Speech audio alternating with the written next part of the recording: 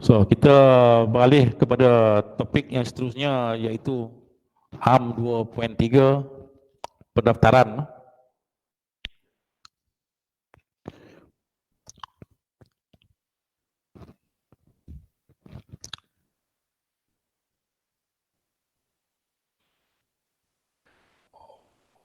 Okey, 2.3 yang pertama ialah objektif. Objektif pendaftaran. Objektif pendaftaran ialah mewujudkan, yang pertama ialah mewujudkan penggalan data yang lengkap, tepat dan kemas kini. Yang kedua, memudahkan pengesahan dan pemantauan. Yang ketiga, membolehkan keadaan aset diketahui. Dan yang keempat ialah memudahkan penyelenggaraan perusahaan dan juga penggantian aset. Okey, sebenarnya sekarang ni semua pendaftaran menggunakan secara online, iaitu menggunakan sistem pemantauan aset. Okey, sistem online. Okey, so tujuan dia ialah untuk mewujudkan pengkalan data. Sebab itulah sekarang ni semuanya tak ada alasan kita tak boleh mendaftar aset. Okey, bagi yang ada pendaftaran secara online, okey, memang diwajibkan, kecuali bagi jabatan-jabatan yang belum online lagi, bagi jabatan yang belum ada online lagi. Okey, mungkin boleh dikecualikan, tetapi yang ini sebenarnya bermula di peringkat kementerian lagi. Di peringkat kementerian sebagai apa dia punya yang utama. Okey, yang utama di peringkat kementerian, dan dia turun kepada PTJ masing-masing. Okey, memudahkan pesanan dan pengesahan dan pemantauan. So, apabila kita daftar, sebenarnya apa saja pengesanan ataupun apabila aset tersebut hilang ataupun silap letak ataupun silap agih, so kita akan dapat mengesan ataupun akan dapat memantau aset yang berkenaan. So dalam soal ini, so tidak ada lagi timbul alasan kenapa aset tersebut tidak dapat ataupun tidak dapat dikesan ataupun dipantau, sebab melalui sistem sekarang ni semua aset kerajaan memang mudah untuk dikesan dan pemantauan. Yang penting sekali mestilah dikemas kini. Okey, mestilah dikemas kini. Sebab itulah dalam aset alih dia ada pemeriksaan. Dia ada pemeriksaan akan dilakukan oleh pegawai pemeriksa aset nanti. Yang ketiga, membolehkan keadaan aset diketahui. So kita dah daftar, maksudnya apabila kita dah daftar, maknanya kita sebagai pegawai yang bertanggungjawab terhadap aset kerajaan hendaklah menjaga aset yang berkenaan. Kalau dia diagihkan kepada kita, kalau kita diberi kepada kita, so tugas kita ialah untuk menjaga aset yang berkenaan. Walaupun aset tersebut rosak ataupun tidak boleh digunakan lagi. So tugas dan tanggungjawab kita. Sebab aset tersebut didaftar atas nama kita dan kita mesti tahu. Dan mesti tahu keadaan aset yang berkenaan, dan so atas tanggungjawab kita kena jaga aset tersebut sehingga aset tersebut kita tak gunakan lagi ataupun kita lupuskan. Okey. Dan juga kita cuba untuk mengelakkan aset tersebut hilang ataupun bila disebut hilang ni biasanya apa ni silap letak ataupun dicuri lah. Okey. Silap letak ataupun dicuri. So janganlah kita ni sebagai pegawai yang bertanggungjawab ataupun pegawai yang bertanggungjawab tentang aset yang diagihkan kepada kita, so kita sebenarnya kita tak boleh lepas tangan. Sebab itulah dalam apa ni kita kena tanda tangan borang pendaftaran, dan juga ada satu lagi yang kita panggil QPA 7 tu, iaitu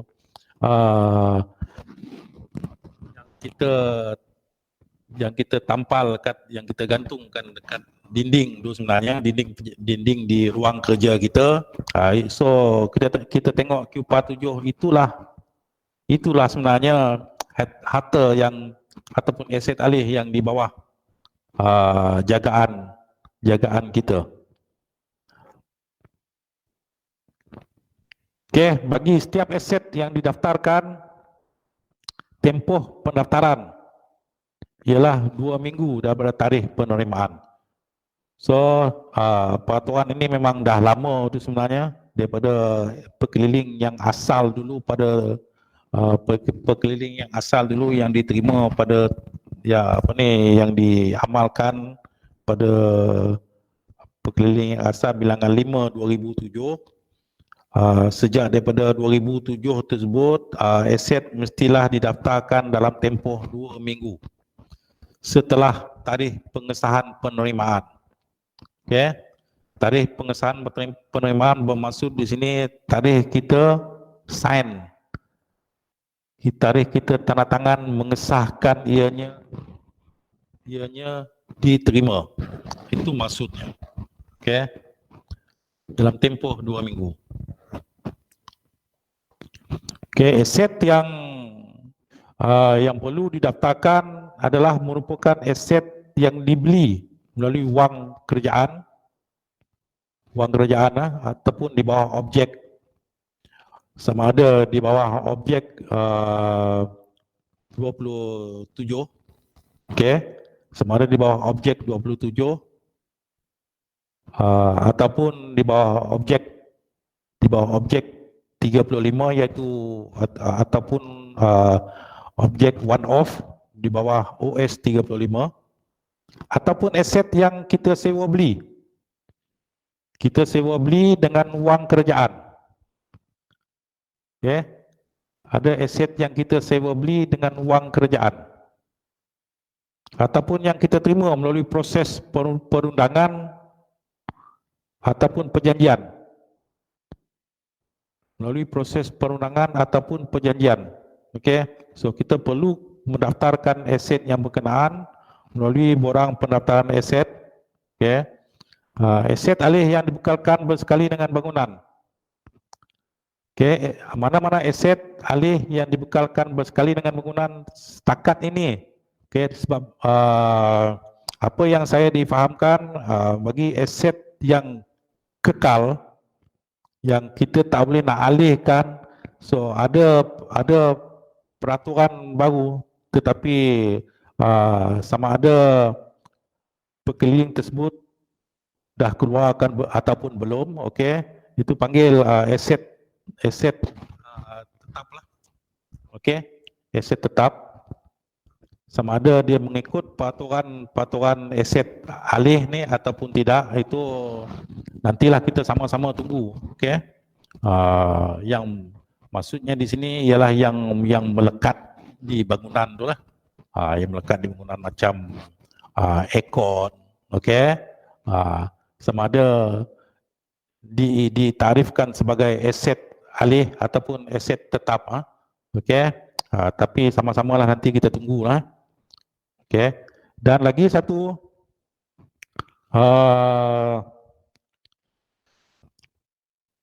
aset yang disewa beli. Okey, didaftarkan berdasarkan terma dengan syarat yang terkandung dalam perjanjian sewa beli.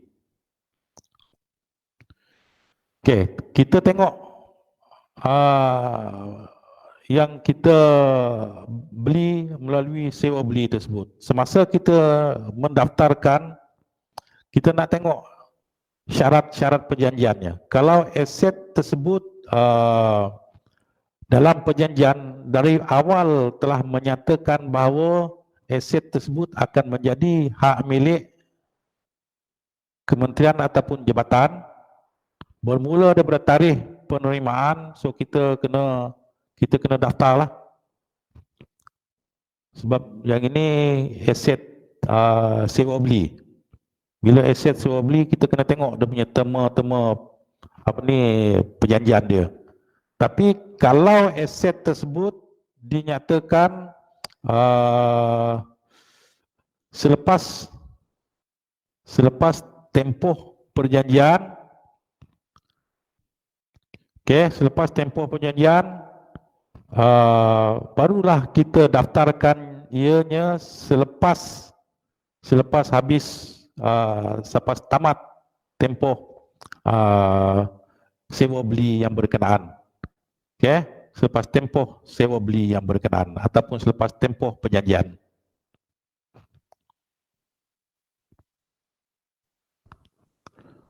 Aset alih yang disewa. So, untuk makluman yang ini kita kena faham betul-betul antara aset yang kita sewa beli tadi tu dengan aset yang disewa. Kebanyakan sekarang ni banyak aset yang kita sewa. Bila sebut aset yang kerajaan sewa, maknanya dia tidak boleh didaftarkan.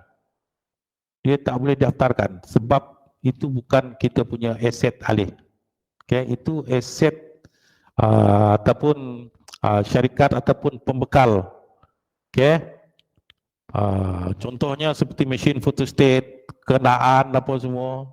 So sebenarnya dia tidak didaftarkan sebenarnya sebab dia aset sewa.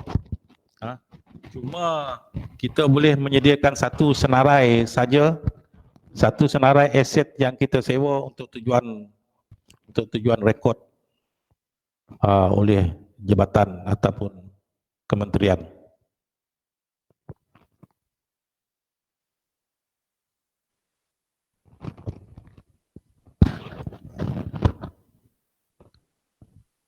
Usut alih lucut hak. Aset alih lucut hak. Dia tertaluk kepada kuasa ataupun undang-undang tertentu ataupun akta tertentu bagi sama ada dia boleh dilucut hak atas kerajaan ataupun sebaliknya. Tapi kalau aset tersebut memang boleh dilucut hak atas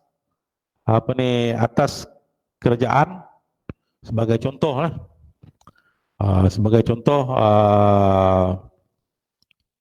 aset lucut hak yang telah dirampas oleh pihak custom itu sebenarnya, so mahkamah akan memberi perintah kepada jabatan kerajaan supaya aset tersebut dilucut hak atas nama custom di Raja Malaysia. Dan apabila custom telah menerima perintah daripada mahkamah tersebut, hendaklah pihak Jabatan Custom di Raja Malaysia hendaklah mendaftarkan aset yang berkenaan atas nama custom, setelah dia mendapat kelulusan ataupun setelah mendapat kelulusan lucut hak itu daripada perbendaharaan Malaysia.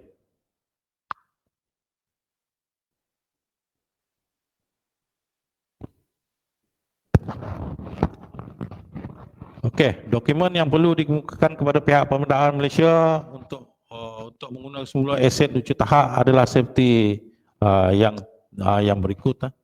Yang pertama, salinan perintah lucu tahap mahkamah atau kelulusan kuasa melulus pelucutan hak di bawah akta tertentu. Yang kedua, gambar aset alih lucu tahap. Yang ketiga, butiran keterangan aset alih lucu tahap. Yang keempat, surat permohonan daripada agensi pemohon. Yang kelima, pengesahan daripada pengesahan peruntukan sedia ada sama ada ianya mencukupi untuk menampung kos penggunaan dan penyelenggaraan.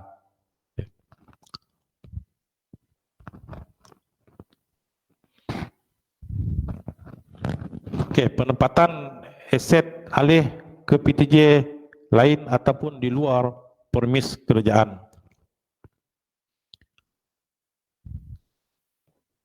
PTJ yang membuat pembelian aset alih hendaklah mendaftarkan aset alih tersebut dalam QPA 3 dan QPA 4.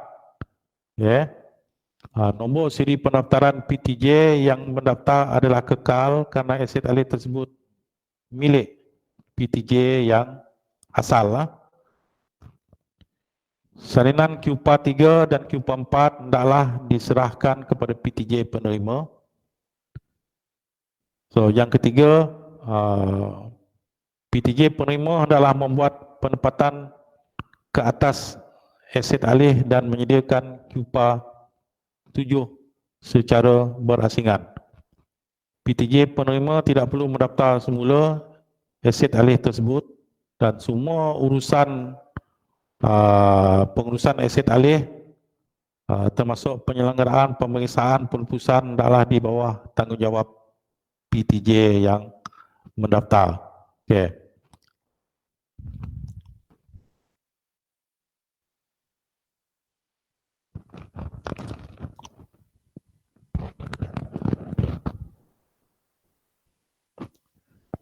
Okey, yang ini seterusnya tata cara pendaftaran aset alih.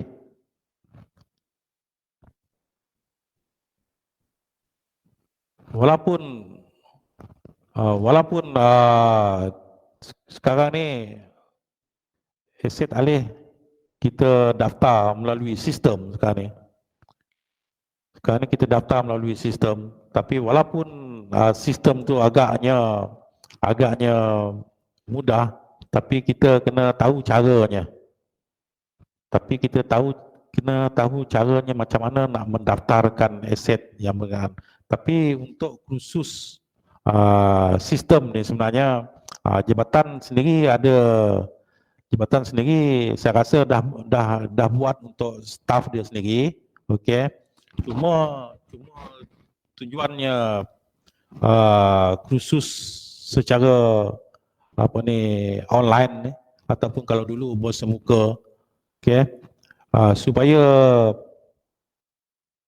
peserta faham macam mana nak mendaftarkan aset alih, okey, supaya pendaftaran aset alih itu tidak ada masalah, okey, dan peserta faham macam mana nak menguruskan aset alih, sebab dalam sistem pun dia tak beritahu macam mana cara nak menguruskan aset alih.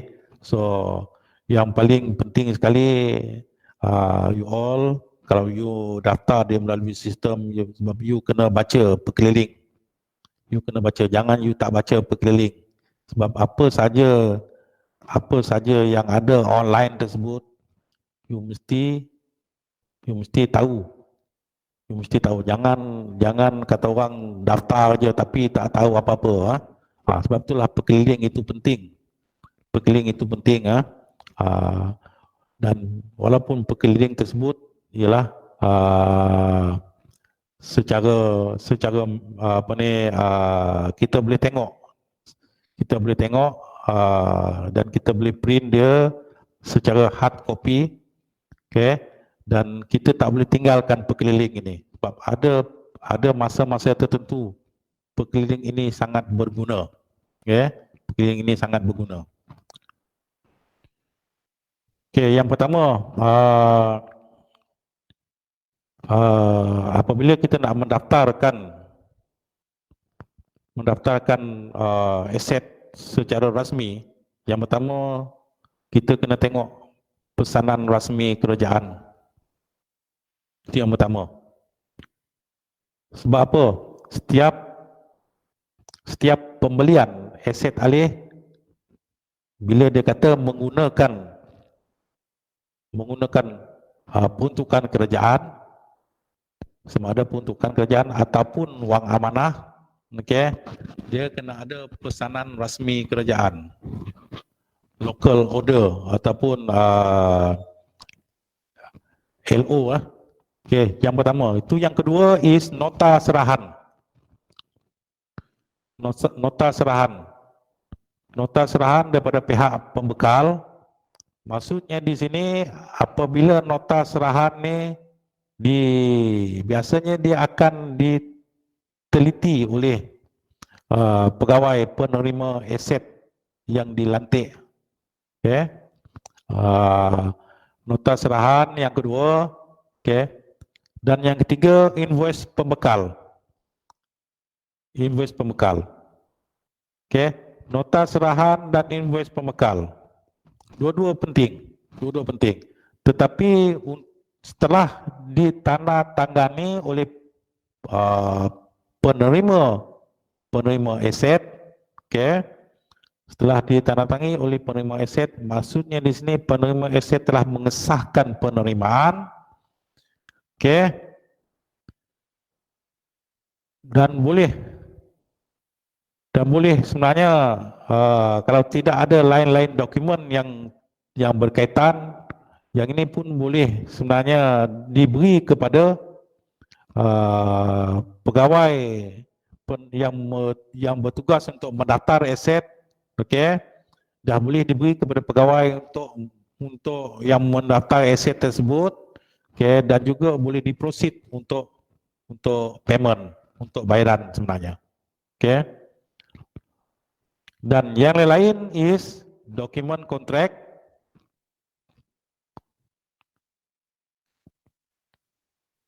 Okey, manual pengguna dan juga kad jaminan, warranty card dan juga dokumen-dokumen lain yang berkaitan. Okey, aset alih yang diterima daripada pelbagai sumber yang lain untuk didaftarkan. Sebagai contoh, aset yang diterima melalui hadiah lah. Okey. Salinan daftar harta modal ataupun daftar aset alih bernilai rendah jika diterima secara pindahan ataupun serahan. Yang kedua, surat keputusan menerima hadiah mengikut peraturan yang sedang berkuasa beserta maklumat lengkap aset alih yang berkenaan. So, yang ketiga, salinan perintah lucut hak bagi aset alih yang diterima berikutan perintah lucut hak mahkamah, lucut hak seperti yang saya sebut tadi lah. Okay. Kelulusan pembendaan Malaysia bagi aset alih lucut hak yang digunakan semula oleh kementerian ataupun jabatan yang berkenaan. Okay. Dan yang kelima, salinan dokumen pembelian ataupun dokumen penggantian ataupun diterima melalui pindahan ataupun apa-apa kelulusan dan dokumen-dokumen lain yang berkaitan. Dan ini adalah merupakan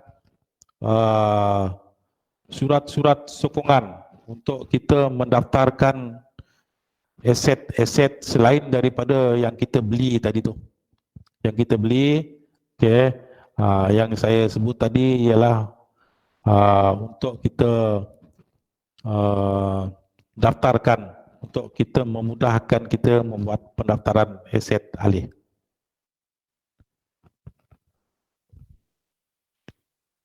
Okey, dokumen pendaftaran Q43 iaitu dokumen untuk mendaftar harta modal. Okay.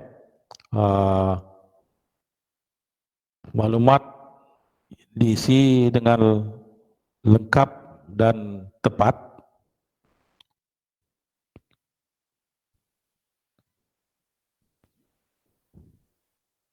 Dan satu lagi Q44.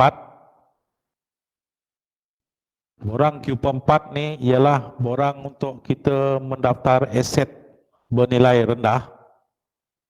Dia sama juga antara Q43 dan Q44, dia lebih kurang sama.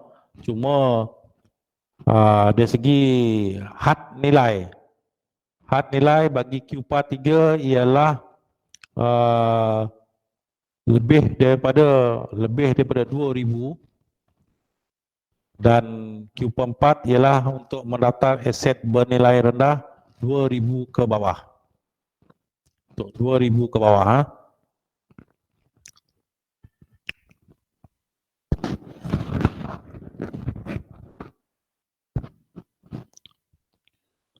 Dan setelah kita mendaftar, ketua jabatan, ketua bahagian, ketua seksyen ataupun unit hendaklah menyemak maklumat-maklumat yang di dalam Q43 dan juga Q44 sebelum pegawai yang berkenaan tanda tangan di ruang tersebut. Maksud ketua jabatan di sini, kalau sebelum perkeliling ini dikeluarkan, hanya ketua jabatan saja yang boleh tanda tangan. Tetapi melalui perkeliling 2018 ini, dia telah diperluaskan. Maksudnya di sini bukan saja ketua jabatan, tetapi ketua bahagian, ketua seksyen dan ketua unit boleh tanda tangan di ruang tanda tangan yang berkenaan. Dan apabila ketua jabatan ataupun ketua bahagian, ketua seksyen dan juga ketua unit dipertanggungjawabkan untuk tanda tangan QPA 3, sebelumnya bagi mendaftar, dan yang belum yang didaftarkan,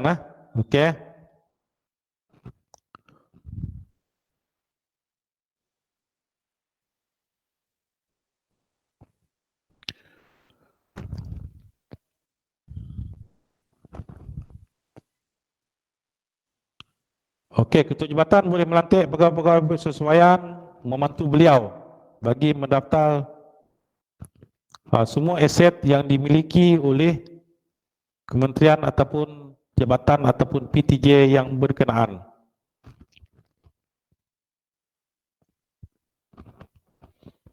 Pendaftaran dilaksanakan secara berpusat oleh unit pengurusan aset bagi semua kategori.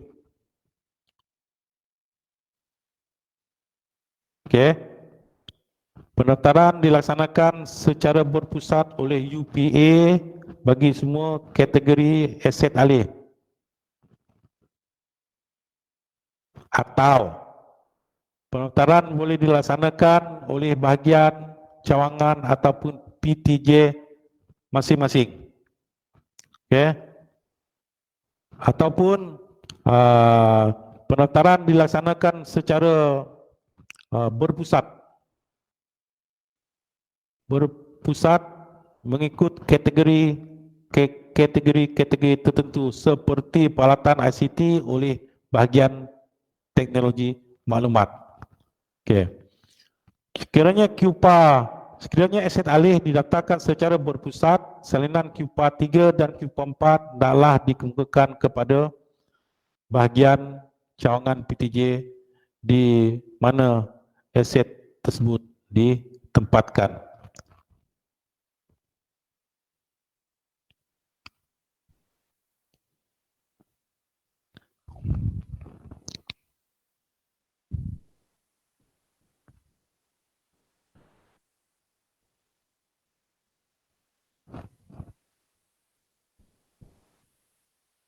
Okey, senarai QPA 5 dan QPA 6 disediakan mengikut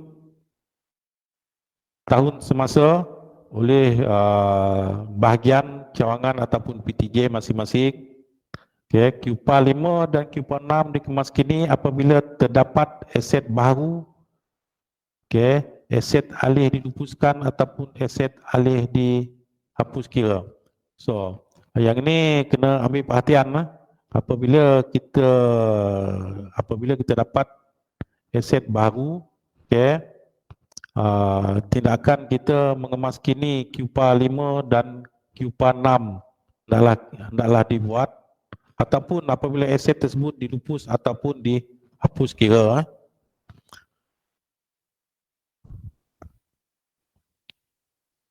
QPA 5 dan QPA 6 hendaklah dirujuk oleh bahagian cawangan dan PTJ untuk penyediaan QPA 8.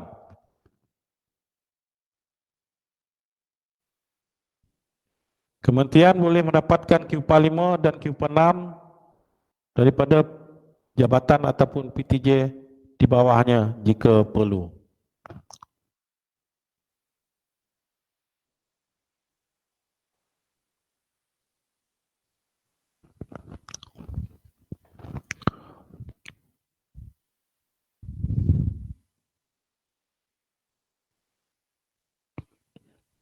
Okey, bila kita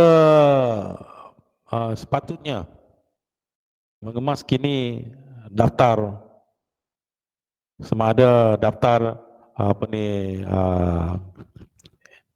aset harta modal ataupun aset bernilai rendah. Okey. So kita kena kemas kini apabila berlaku perubahan nama pegawai penempatan. Okey.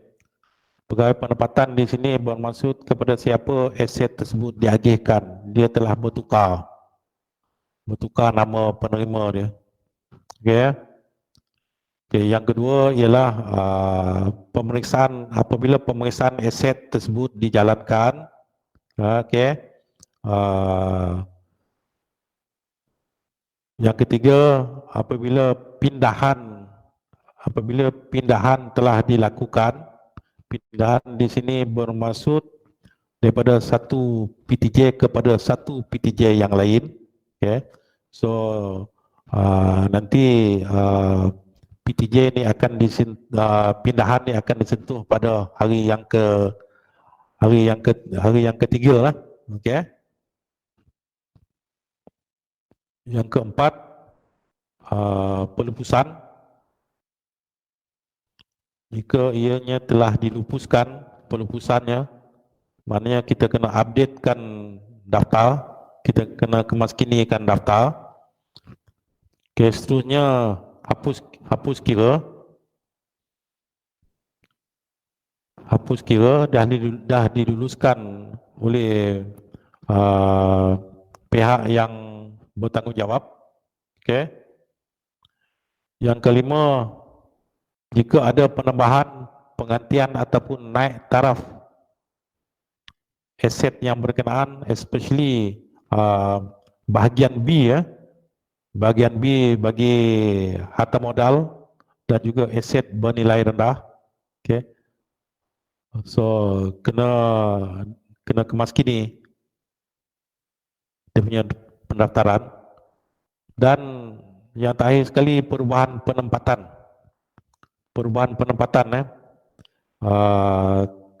Contohnya kalau aset tersebut telah berubah daripada bilik A kepada bilik B, so